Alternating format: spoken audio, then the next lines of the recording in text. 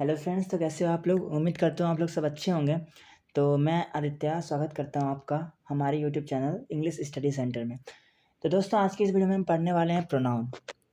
दोस्तों, ये parts of speech की सीरीज़ चल रही है जिसमें नाउन हम लोगों ने कंप्लीट कर लिया है। अब हम लोग आगे प्रोनाउन की तरफ बढ़ चुके हैं और आज प्रोनाउन का पार्ट 1 पढ़ने वाले हैं। इसमें हम लोग पढ़ेंगे कि प्रोनाउन किसे कहा जाता है, प्रोनाउन किसे कहते हैं और प्रोनाउन के कितने प्रकार होते हैं। प्रोनाउन के कितने प्रकार होते हैं ये भी पढ़ेंगे हम लोग, और साथ ही पढ़ेंगे पर्सनल प्रोनाउन का क्या क्या यूज़ है। और दोस्तों, लास्ट में हम लोग पढ़ेंगे यूज़ ऑफ इट। इट का यूज़ में बहुत सारे लोगों को कन्फ्यूज़न होता है कि इट का यूज़ कहाँ पे करें। तो दोस्तों, वीडियो को लास्ट तक देखें, आपका सारा कन्फ्यूज़न आज ख़त्म हो जाएगा। तो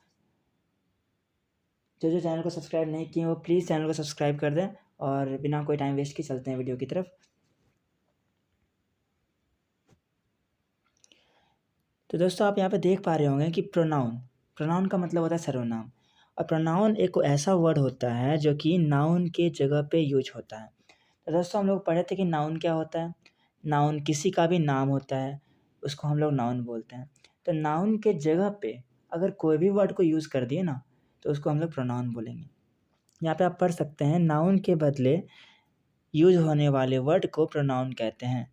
प्रोनाउन का यूज़ हम लोग क्यों करते हैं, ये क्वेश्चन आता है। प्रोनाउन का वर्ड हम लोग क्यों, प्रोनाउन का यूज़ हम लोग क्यों करते हैं। तो नाउन के रिपीटिशन से बचने के लिए, नाउन के रिपीटिशन से बचने के लिए ही प्रोनाउन का प्रयोग किया जाता है। क्योंकि अगर देखिए दोस्तों कि सेंटेंस में अगर नाउन को बार बार एक ही नाम हम लेते रहेंगे तो सेंटेंस अच्छा नहीं लगेगा सुनने में। जैसे आप नीचे में एग्जाम्पल देख रहे होंगे, Ram is a boy, Ram is very clever, Ram has too many friends, Ram goes to school every day. अब यहाँ पे हर एक सेंटेंस में बार बार राम को रिपीट किया गया है, तो सेंटेंस सुनने में उतना अच्छा नहीं लग रहा है। तो इससे क्या होता है ना कि नाउन को बार बार रिपीट करने से सेंटेंस की सुंदरता ख़त्म हो जाती है। तो इसलिए हम लोग इस राम का जो नाम बार बार हम ले रहे हैं, इसके जगह पे हम एक ऐसा वर्ड यूज़ करेंगे जिससे कि सेंटेंस सुनने में अच्छा लगने लगे, और उसी वर्ड को हम लोग प्रोनाउन बोलते हैं।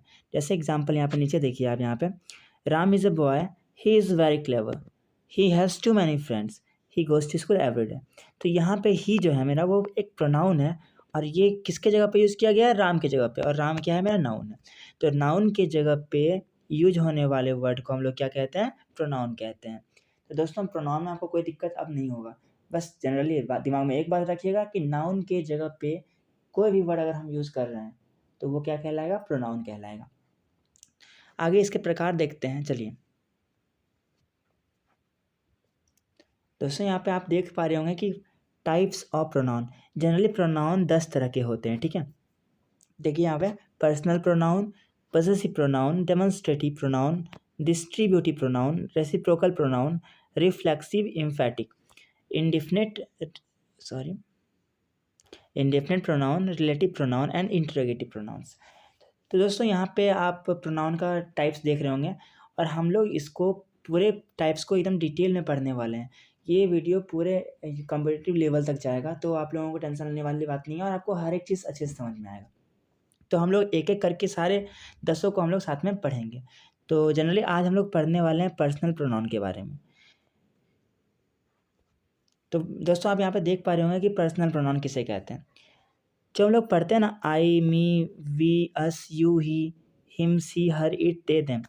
जनरली बात करें, जो प्रोनाउन पर्सन को डिनोट करता है, मैं, तुम, हम लोग, वे लोग, वह, तो ये सारे वर्ड्स को इंग्लिश में जो बोलते हैं, आई, मी, वी, अस, यू, तो यही सारे क्या कहलाते हैं, पर्सनल प्रोनाउन कहलाते हैं।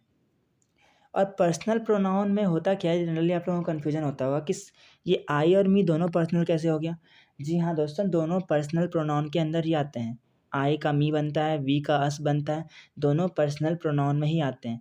लेकिन पर्सनल प्रोनाउन के अंदर में 2 पार्ट हैं। एक मेरा है सब्जेक्टिव, एक सेकेंड दोस्तों,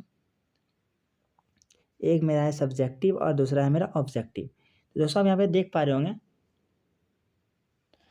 सब्जेक्टिव केस किसे कहते हैं, जब पर्सनल प्रोनाउन का यूज सब्जेक्ट की जैसा होता है। आप लोग पढ़े होंगे ना, subject plus verb plus object. तो यहाँ पे जो सब्जेक्ट होता है, तो यही बोल रहा हूँ मैं कि अगर पर्सनल प्रोनाउन का यूज यहाँ पे आगे में मतलब वर्ब के पहले किया गया है, वर्ब के पहले किया गया है, तो वो कहलाएगा सब्जेक्टिव केस। और वहाँ पे हम लोग यूज़ करेंगे आई का, वी का, यू का, ही का, सी का, इट का और दे का। जैसे आप एग्जांपल देख रहे होंगे यहाँ पे, दे आर प्लेइंग हियर, तो यहाँ पे वर्ब है प्लेइंग, अब प्लेइंग के पहले किसका यूज़ किया गया है? दे का यूज़ किया गया है। तो यहाँ पे दे मेरा कौन सा प्रोनाउन हो गया? पर्सनल प्रोनाउन हो गया, और इसका यूज कैसा है? सब्जेक्टिव केस का यूज है। उसी प्रकार दोस्तों आप यहाँ पे देख पा रहे होंगे, गो यहाँ पे वर्ब है, और गो के पहले जो प्रोनाउन यूज हुआ है वो है वी, तो यहाँ पे वी कैसा यूज है? Subjective case, as a subject use हो रहा है। तो दोस्तों यहाँ पे दे, वी, सी, ये सारे क्या हो जाएंगे? सब्जेक्टिव केस के यूज हो जाएंगे। इसके अलावा दोस्तों अगर हम बात करें ऑब्जेक्टिव केस का, तो when personal pronouns are used as an object, तो दोस्तों यहाँ पे आप देख पा रहे होंगे, अगर वर्ब के बाद पर्सनल प्रोनाउन का यूज़ कर रहे हैं तो वो ऑब्जेक्टिव केस होगा। फॉर एग्जांपल यहाँ पे मी, यहाँ पे देख रहे होंगे मैं आप, me, us, you, him, her, it, them, ये सारे जो हैं सेंटेंस के लास्ट में यूज होते हैं और इनको हम लोग बोलते हैं ऑब्जेक्टिव केस।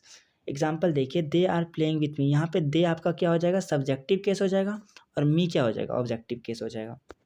सिमिलरली यहाँ पे आई हो जाएगा सब्जेक्टिव केस, और मैं काम कर चुका हूँ किसके साथ? उसके साथ, तो वहाँ पे हर जो है वो ऑब्जेक्टिव केस, सी जो है वो सब्जेक्टिव केस, देम जो है ऑब्जेक्टिव केस। आपको ध्यान देना है बीच में क्या? वर्ब के पहले जो है वो हो जाएगा सब्जेक्टिव केस, और वर्ब के जो बाद है वो हो जाएगा ऑब्जेक्टिव केस। जनरल से इतनी सी बात है। नेक्स्ट हम लोग पढ़ते हैं पर्सन्स।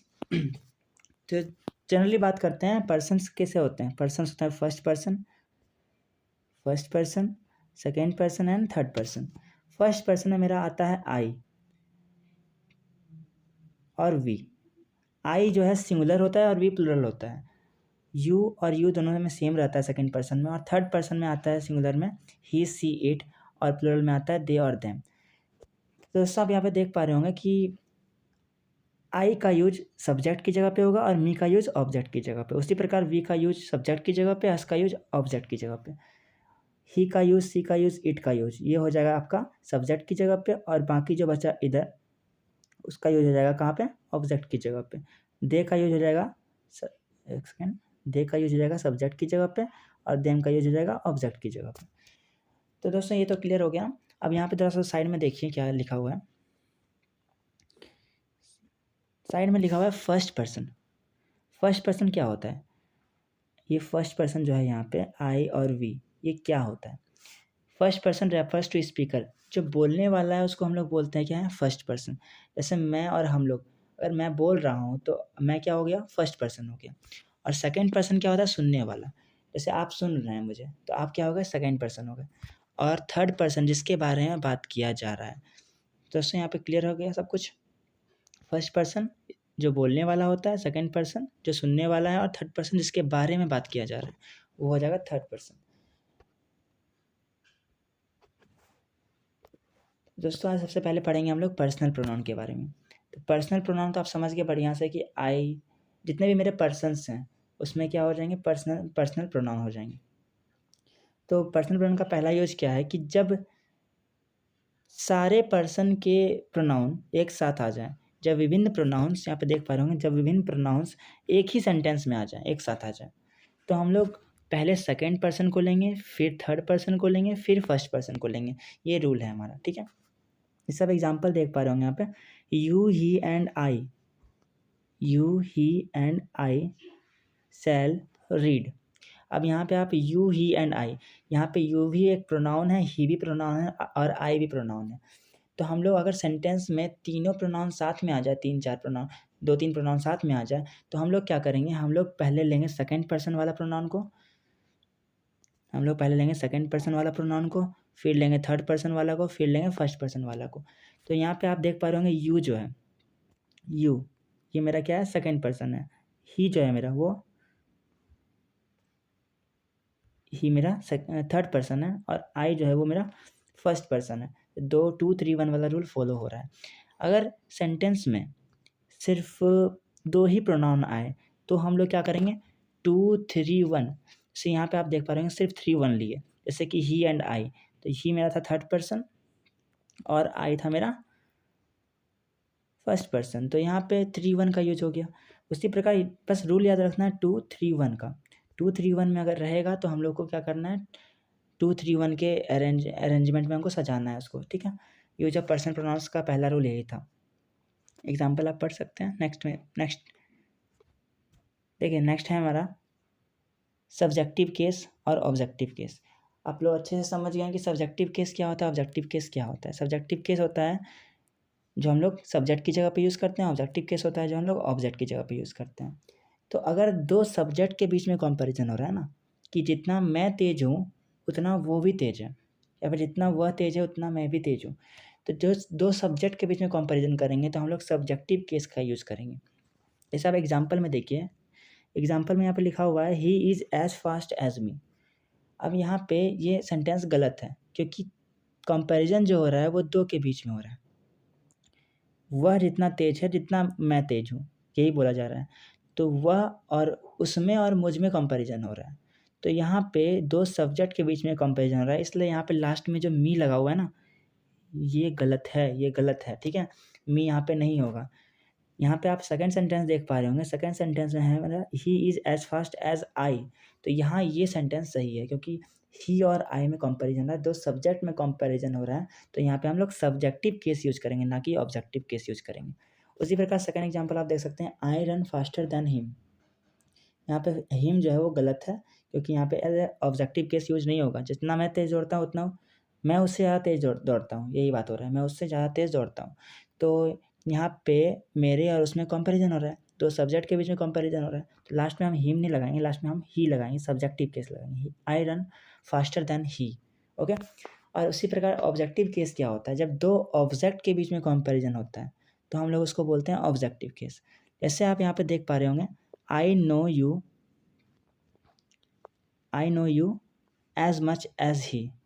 मैं उतना ही तुम्हें जानता हूँ जितना वह जानता है। Okay. I know you as much as he. तो यहाँ पे मैं किसे जानता हूँ, तुम्हें और उसे। किसे किसे जान रहा हूँ मैं, तुम्हें जान रहा हूँ और उसे जान रहा हूँ। यहाँ देख रहे हैं आप लोग, यू को जान रहा हूँ और ही को जान रहा हूँ, मैं दो बंदों को जान रहा हूँ। तो यहाँ पे क्या है कि यहाँ पे दो ऑब्जेक्ट के बीच में कंपैरिजन हो रहा है, कि मैं तुम्हें भी जान रहा हूँ, उसे भी जान रहा हूँ। जितना तुम्हें जानता हूँ उतना उसे जानता हूँ। तो दो के बीच में कंपैरिजन है, दो ऑब्जेक्ट हैं, तो यहाँ पे ऑब्जेक्टिव केस यूज होगा, ना कि सब्जेक्टिव केस यूज होगा। इसलिए यहाँ पे आप जो देख रहे होंगे, ही जो है यहाँ पे, ही जो है मेरा, यहाँ पे ही जो है गलत है। हम लोग ही का यूज नहीं करेंगे, हम लोग यहाँ पे यूज़ करेंगे हिम का। Him as a objective case. I know you as much as him. मैं जितना तुम्हें जानता हूँ उतना ही उसे जानता हूँ, ठीक है। या फिर जितना मैं उसे जानता हूँ उतना ही तुम्हें जानता हूँ। तो बात है यहाँ पे ऑब्जेक्टिव केस में दो ऑब्जेक्ट के बीच में कंपैरिजन, और सब्जेक्टिव केस में दो सब्जेक्ट के बीच में कंपैरिजन। आई होप ये क्लियर हो गया होगा। चलिए नेक्स्ट स्लाइड की ओर बढ़ते हैं। तो यहाँ पे देखिए आप लोग, यूज़ ऑफ इट है। इट का यूज़ कहाँ पे करते हैं, तो इट का यूज़ हम लोग करते हैं किसी भी जानवर, निर्जीव पदार्थ, देश और चाइल्ड के लिए होता है, ठीक है। जैसे आप यहाँ, इसका इट का प्लूरल दे होता है, आप लोग ध्यान रखिएगा। जैसे कि अमेरिका जो है एक देश का नाम है, America is a developed country. America एक देश का नाम है, तो अमेरिका के लिए हम लोग किसका किसका यूज़ किए, इट का यूज़ किए, क्योंकि ये एक देश था। तो इट का प्रयोग अगेन देखिए यहाँ पे जानवर के लिए होता है, निर्जीव पदार्थ के लिए, देश के लिए, और एक छोटे से शिशु के लिए, छोटे से बच्चे के लिए होता है। तो ये बात आप याद रखिएगा, ये रूल 1 था इसका। नेक्स्ट रूल देखिए क्या होता है, इट का प्रयोग टाइम के साथ भी होता है, वेदर के साथ, टेम्परेचर के साथ, डिस्टेंस दूरी के साथ, और अगर आपको सेंटेंस में सब्जेक्ट नहीं मिल रहा ना, तो एज एन इंट्रोडक्टरी सब्जेक्ट भी यूज़ करते हैं इसको। फॉर एग्जांपल, जैसे यहाँ पे आप देख रहे होंगे वर्षा हो रही है, अब वर्षा हो रही है, इसमें सब्जेक्ट तो नहीं है, तो हम लोग क्या किए, यहाँ पे इट का यूज़ किए। और साथ ही साथ यहाँ पे वेदर का बारे में बात हो रहा है कि आज वर्षा हो रही है, तो इट इज़ रेनिंग। यहाँ पे टाइम के बारे में बात हो रहा है, इट इज़ 6 o'clock। यहाँ पे आपको फिर से टाइम के बारे में बात हो रहा है कि आज कौन सा दिन है, मंडे है, तो it is Monday. It is morning. तो आई थिंक आप समझ गए होंगे इट का यूज़ कहाँ पे होता है। इट का यूज़ होता है जानवर के नाम के लिए, निर्जीव पदार्थ के लिए, देश के लिए, और एक छोटे से बच्चे के लिए। और रूल 2 में पढ़े हम लोग टाइम के लिए, डिस्टेंस, टेम्परेचर और वेदर। और साथ ही अगर सेंटेंस में सब्जेक्ट नहीं है तो हम लोग इट का यूज कर सकते हैं एज एन इंट्रोडक्टरी सब्जेक्ट। तो इट का यूज बस इतना ही है। और आई थिंक आपको ये वीडियो, एक सेकेंड, एक और यूज है इट का, देखिए यहाँ पे। इट का यूज सेंटेंस के सब्जेक्ट के रूप में नाउन या प्रोनाउन पर जोर डालने के लिए भी होता है। ओके। जैसे कि it was it was he who made this mistake, it was he who made this mistake. तो यहाँ पे आप देख रहे होंगे कि यहाँ पे जो ही है ना, यहाँ पे ही पे जोर डाला जा रहा है कि ये वो ही था जिसने ये मिस्टेक किया। तो इट वाज ही, जैसे it was Varun who did not go to school today, ये वरुण था, ऐसे सेंस आ रहा है। सेंटेंस में जोर डालने के लिए यहाँ पे इट का यूज किया जा रहा है। It was I who use to beat you, वह मैं ही था जो तुम्हें पीटा करता था। तो यहाँ पे आपको इट का यूज ऐसे हम लोग सेंटेंस में सब्जेक्ट के रूप में कर सकते हैं, नाउन या प्रोनाउन पर जोर डालने के लिए। यहाँ पे आप पढ़ सकते हैं इट का यूज सेंटेंस के सब्जेक्ट के रूप में नाउन या प्रोनाउन पर जोर डालने के लिए भी होता है। आई थिंक आपको ये वीडियो पसंद आया होगा, तो लाइक नहीं किया तो लाइक किया कर दीजिए और चैनल को सब्सक्राइब भी कर दीजिए।